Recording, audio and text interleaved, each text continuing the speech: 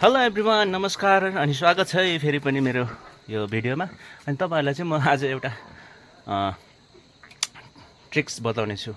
भविष्यमा यदि तपाईँहरू ट्री हाउस बनाउन चाहनुहुन्छ भने चाहिँ कम बजेटमा मजाको ट्री हाउस तपाईँहरूलाई सजिलोसँग बनाउनु मन छ भने चाहिँ तपाईँहरूले के गर्नुपर्ने होला हेर्नुहोस् है। यो यस्तो रुख चाहिँ तपाईँहरूले रोप्नुपर्ने हुन्छ। यो चाहिँ के हो? फलेदो। अनि फलेदो चाहिँ हामीले ठुलो ठुलो मुरा यसरी गाड्यो भने चाहिँ माथि यसरी पलाउँदो रहेछ आफै। यहाँ हेर्नुहोस्। र चारैपट्टि सुरमा चाहिँ यस्तो फलेदो गाडिएपछि चाहिँ बढ्दै बढ्दै बढ्दै जाँदाखेरि चाहिँ हुन त पहिला त भुइँमै हुन्छ, पछाडि पछाडि चारैपट्टिको त्यो सुरहरू बढ्दै बढ्दै बढ्दै जाँदा चाहिँ जुन माथि बनाएको घर चाहिँ अझै अग्लो अझै अग्लो अझै अग्लो भएर चाहिँ लास्टमा त ट्री हाउस पो बनिने रहेछ।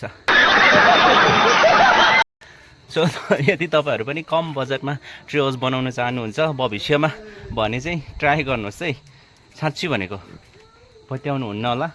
यहाँ हेर्नुहोस्, यो त यतिको यत्रो मात्रै थियो अरे रोप्दाखेरि, बढेर कहाँ पुगेछ। यहाँ हेर्नुहोस्, यहाँ माथि लगाएको बोलो। सो यहाँ हाइट हामीले छुनु नसक्ने भइसकेछ अहिले है। पहिला यतिको थियो अरे। यदि चारैपट्टिको चार पिलर चाहिँ बढिदियो भने त भइगयो त ट्री हाउस, होइन साथीहरू? कस्तो लाग्यो त मेरो आइडिया? बड़ा हरामी हो बेटा। Thank you so much for watching.